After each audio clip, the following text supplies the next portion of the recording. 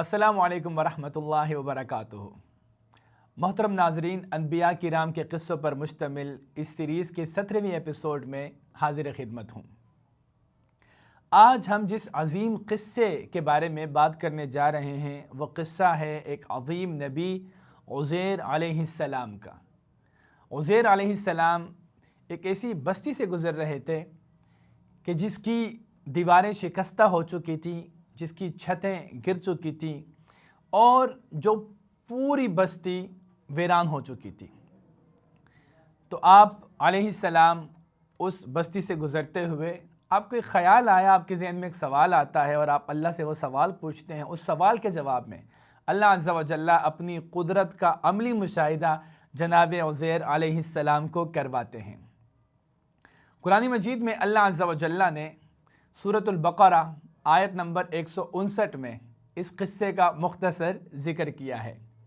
چنانچہ اللہ عز و جل فرماتے ہیں، اعوذ باللہ من الشیطان الرجیم، او کالذی مر علی قریۃ وہی خاویۃ علی عروشها قال انا یحیی ہذہ اللہ بعد موتها۔ کہ جب عزیر علیہ السلام ایک بستی سے گزر رہے تھے، اپنے کھیتوں سے واپسی کے راستے پر چلتے ہوئے سستانے کے لیے ایک جگہ وہ بیٹھ گئے۔ یہ بات ہو رہی ہے تاریخی اعتبار سے اس وقت کی کہ جب بخت نصر نے حملہ کیا تھا اور اس بستی کو اور وہاں کے رہنے والے لوگوں کو اچھی طرح اجاڑ دیا تھا۔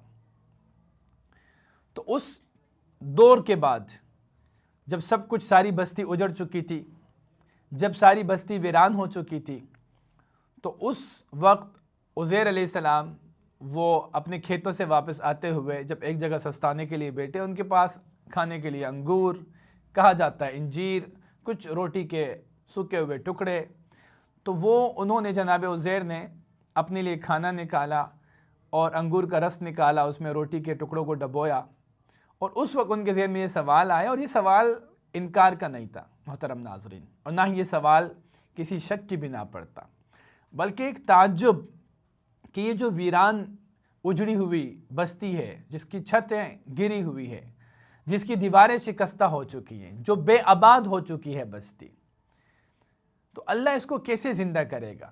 اس بستی کو، اجڑی ہوئی بستی کو، ویران بستی کو اللہ کیسے آباد کرے گا؟ یعنی وہ بستی کے جو اجڑ چکی ہے، بے آباد ہو چکی ہے، ویران ہو چکی ہے، دوبارہ اس میں وہ رمق دمق، وہ آبادی، وہ دوبارہ کیسے از سر نو شروع ہوگی؟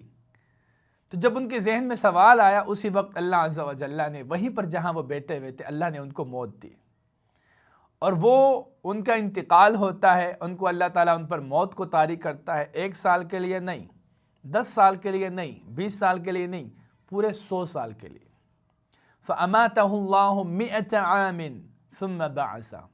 100 سال کا عرصہ گزر جاتا ہے، generation after generation after generation, کئی نسلیں جوان ہو جاتی ہیں، اور عزیر علیہ السلام اسی حالت میں اللہ نے ان پر موت طاری کی ہوتی ہے، 100 سال اسی جگہ پر گزرتے ہیں، اور 100 سال کے بعد اللہ عز و جل جناب عزیر علیہ السلام کو دوبارہ زندہ کرتے ہیں۔ جب عزیر علیہ السلام دوبارہ زندہ ہوتے ہیں تو ان کے پاس ایک فرشتہ آتا ہے، اور وہ فرشتہ حضرت عزیر سے سوال پوچھتا ہے، کم لبثت، کہ عزیر بتاؤ تم نے کتنا ٹائم گزارا یہاں اس جگہ پر؟ تو چونکہ عزیر علیہ السلام دن کے پہلے پہر آئے ہوتے ہیں اور وہاں پر ان کو موت آتی ہے، جب دوبارہ اللہ زندہ کرتا ہے تو حضرت عزیر اس وقت وہ دن کا آخری حصہ ہوتا ہے، تو وہ اندازہ لگاتے ہیں کہ قال لبثت یوما او بعض یوم، کہتے ہیں کہ شاید ایک دن یا دن کا کوئی حصہ۔ تو فرشتہ حضرت عزیر سے مخاطب ہو کے کہتے ہیں، قال بل لبثت 100 عام، اے عزیر ایسا ہرگز نہیں ہے، تم نے 100 سال اس حال میں اس جگہ پر گزارے، اللہ نے تمہیں موت دی تھی، اللہ نے تمہیں دوبارہ زندہ کیا ہے۔ فانظر الى طعامك وشرابك لم يتسنى، تم نظر دوڑاؤ اپنے کھانے پر، اپنے انگوروں، اپنے انجیر کو دیکھو، ان میں سے کچھ بھی خراب نہیں ہوا، اللہ نے حضرت عزیر کا کھانا بالکل تر و تازہ رکھا ہوا تھا، بالکل فریش۔ وانظر الی حمارک ولنجعلک آیۃ للناس، اے عزیر اپنے جس سواری پر، جس گدھے پر سوار ہو کے تم آئے تھے، اس گدھے پر نظر ڈالو۔ تو حضرت عزیر نے جب نظر ڈالی اس گدھے کے اوپر تو وہ بکھری ہوئی چند بوسیدہ ہڈیاں تھیں، اور اللہ تعالیٰ تمہیں، فرشتے نے کہا کہ عزیر لوگوں کے لیے نشانی بنانا چاہتا۔ اور پھر اللہ عز و جل فرماتے ہیں کہ وانظر الی حمارک ولنجعلک وانظر الی حمارک ولنجعلک آیۃ للناس وانظر الی العظام کیف ننشزها ثم نکسوها لحما۔ اب یہ جو بکری ہوئی بوسیدہ اس گدھے کی ہڈیاں ہیں، اے عزیر اب تم مشاہدہ کرو اللہ انہیں کیسے جوڑتا ہے، ان پر کیسے اللہ تعالیٰ گوشت چڑھاتا ہے، ان پر کیسے اس کو اللہ تعالیٰ کھال پہناتا ہے۔ تو اسی وقت حضرت عزیر کے سامنے وہ گدھے کی ہڈیاں جڑتی ہیں اور اس کا ڈھانچہ مکمل ہوتا ہے، پھر اس پر گوشت کی لیئرز چڑھنی شروع ہو جاتی ہیں، پھر اس کو اللہ کھال پہناتا ہے۔ اور اس وقت جب یہ سارا منظر حضرت عزیر دیکھتے ہیں محترم ناظرین، تو کہتے ہیں کہ اعلم ان اللہ علی کل شیء قدیر، مجھے تو یقین ہے، میں تو یہ جانتا ہوں کہ میرا رب ہر چیز پر قادر ہے۔ اللہ اکبر۔ اب جہاں عزیر کا سوال یہ تھا کہ اللہ اس بستی کو کیسے آباد کرے گا، وہیں عزیر علیہ السلام جب 100 سال کے بعد زندہ ہو کے اٹھ کر دیکھتے ہیں تو پوری بستی آباد ہو چکی تھی۔ 100 سال میں بہت کچھ بدل چکا تھا، وہ ٹوٹی ہوئی دیواریں از سر نو تعمیر ہو چکی تھی، مضبوط عمارتیں قائم ہو چکی تھی۔ جناب عزیر اپنے گدھے پر سوار اپنے گھر کی طرف رواں دواں ہوتے ہیں، تو پورے کا پورا جس علاقے میں وہ رہتے ہیں وہ تبدیل ہو چکا ہے۔ انہیں اپنا گھر سمجھ میں نہیں آتا، پہلے بھٹکتے ہیں، پھر بڑی مشکل سے اپنے گھر جا پہنچتے ہیں۔ جیسے گھر میں داخل ہوتے ہیں دیکھتے ہیں کہ 120 سال کی ایک خاتون اس گھر میں ہوتی ہے جو حضرت عزیر کا گھر ہوتا ہے۔ دراصل یہ حضرت عزیر کی لونڈی ہوتی ہیں۔ اس لونڈی کی عمر 20 سال ہوتی ہے جب حضرت عزیر کو اللہ تعالیٰ موت دیتے ہیں۔ جب دوبارہ زندہ کرتے ہیں تو یہ لونڈی، اس کی عمر 120 سال ہوتی ہے۔ حضرت عزیر اس بوڑھی اماں سے مخاطب ہو کے کہتے ہیں کہ بتائیے عزیر کہاں ہے؟ تو وہ پریشان ہو جاتی ہے، کہتی ہے کہ بیٹا عزیر کو تو دنیا بھول چکی ہے، تم 100 سال بعد عزیر کا نام لے رہے ہو، تو عزیر تو مر چکا ہے۔ تو حضرت عزیر کہتے ہیں نہیں اماں، میں ہی عزیر ہوں۔ کہا میں کیسے مان لوں؟ پھر کہتے ہیں اچھا عزیر جو ہے وہ مستجاب الدعوات ہے، عزیر جب دعا مانگتے تھے اللہ عزیر کی دعا رد نہیں کرتا تھا، دعا کرو کہ اللہ تعالیٰ میری بینائی لٹا دے۔ وہ اماں محترم ناظرین نابینا بھی ہو چکی تھی، 120 سال کی عمر میں اپاہج بھی ہو چکی تھی، تو اس وجہ سے حضرت عزیر کو پہچان نہیں سکی۔ حضرت عزیر نے ان کے لیے دعا کی، ان کے چہرے پر ہاتھ پھیرا تو ان کی آنکھیں بینائی واپس لوٹ آئی، اور پھر ان کو پکڑ کر کہا کھڑی ہو جاؤ اللہ کے حکم سے۔ اللہ عز و جل نے ان کے پاؤں بھی ٹھیک کر دیا حضرت عزیر کی دعا سے، اور وہ بوڑھی جو کہ نابینا اور اپاہج تھی اس کی بینائی بھی لوٹ آتی ہے اور وہ چلنے پھرنے کے قابل ہوتی ہے، اور جیسے ہی وہ حضرت عزیر کو دیکھتی ہے پہچان لیتی ہے، کہہ رہے تم ہی تو عزیر ہو، اور پھر اس کو پکڑ کے ایک مجلس میں لے جاتی ہے جہاں حضرت عزیر کا بیٹا 118 سال کا، یعنی وہ حضرت عزیر کی اولاد بھی بوڑھی ہو چکی ہوتی ہے، ان کے پوتے بھی بوڑھے ہو چکے ہوتے ہیں۔ تو یہ لونڈی کہتی ہے کہ ارے یہ عزیر واپس آ چکا ہے۔ بچے کہتے ہیں ہم کیسے مان لیں؟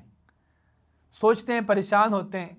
اس کے بعد وہ کہتے ہیں کہ اچھا ہمارے ابا جان کے پیٹھ پہ تل تھا، چنانچہ جب پیٹھ دیکھی جاتی ہے تو اس پہ تل ہوتا ہے۔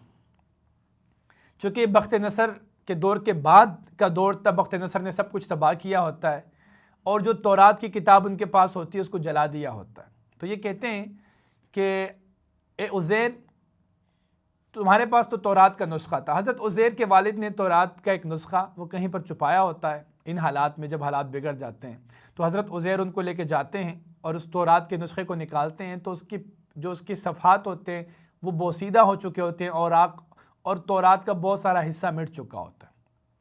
تو اس وقت وہیں پر حضرت عزیر بیٹے ہوتے ہیں، اللہ کی طرف سے دو روشنیاں آتی ہیں اور ان کے پیٹ میں یا ان کے دل میں داخل ہوتی ہیں، اور وہاں پر پھر حضرت عزیر ان لوگوں کو زبانی تورات سناتے ہیں اور لکھ کر دیتے ہیں از نو۔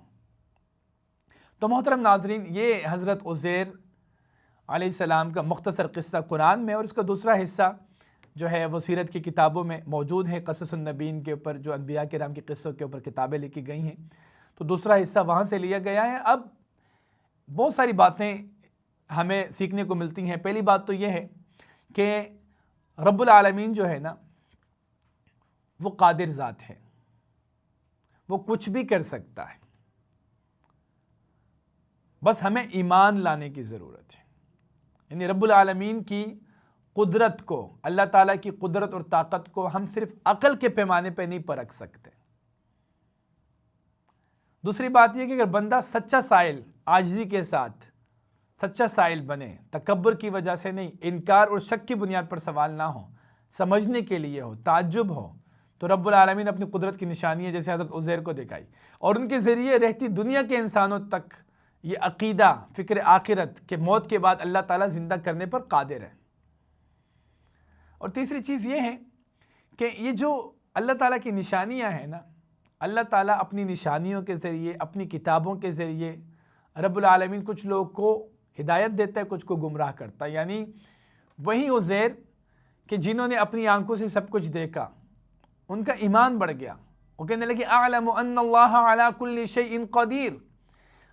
اور وہی عزیر کہ جب انہوں نے زبانی تورات اپنی قوم کو سنائی اور اثر نو تورات کو لکھا، تو بجائے اس کی کہ قوم کے لوگ وہ ہدایت پر آتے، ان میں سے کچھ لوگوں نے کہا کہ اسے اللہ عز و جل نے قرآن مجید میں فرمایا وقالت الیہود عزیر ابن اللہ، یہودیوں نے کہا عزیر تو اللہ کا بیٹا ہے، کیونکہ حضرت موسیٰ بھی تورات زبانی نہیں پڑھ سکے، ان کو بھی کوہ طور پر جانا پڑا تھا تورات لانے کے لیے، انہوں نے تو زبانی سنا دیا تورات، انہوں نے تو زبانی ہمیں لکھ کر دے دیا تورات کو، تو یہ اللہ کا بیٹا ہے۔